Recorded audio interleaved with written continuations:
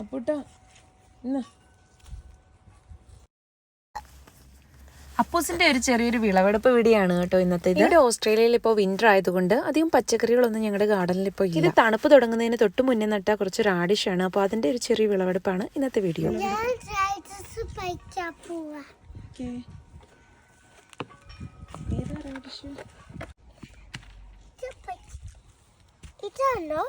നമുക്ക് നോക്കാം ഇന്നത്തെ ആയോന്ന്.